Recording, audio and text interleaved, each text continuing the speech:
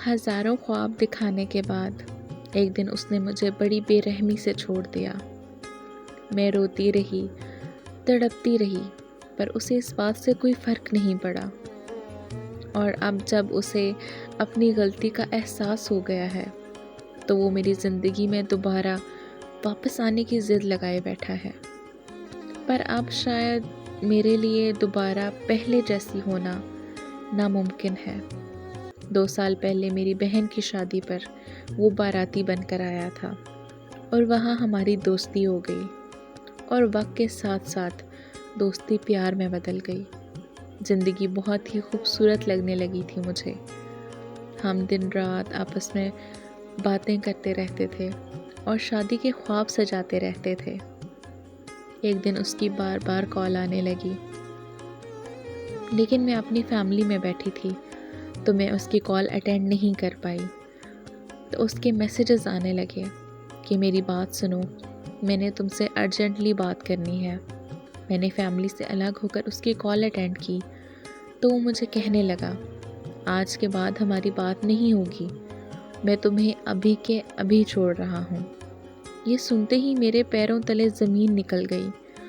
آخر میں نے ایسا کیا کیا ہے جو یہ مجھے چھوڑنے پر تلا ہے؟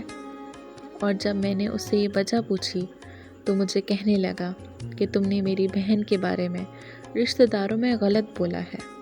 میں نے اسے سمجھانے کی بہت کوشش کی کہ میرا یقین کرو یار، میں نے ایسا کچھ نہیں کیا، اور میں بھلا ایسا کیوں کروں گی؟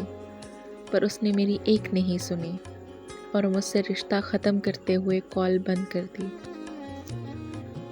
اس کی کال بند ہوتے ہی میری طبیعت اتنی خراب ہو گئی کہ میں ہسپتال پہنچ گئی، پر اسے کوئی فرق نہیں پڑا۔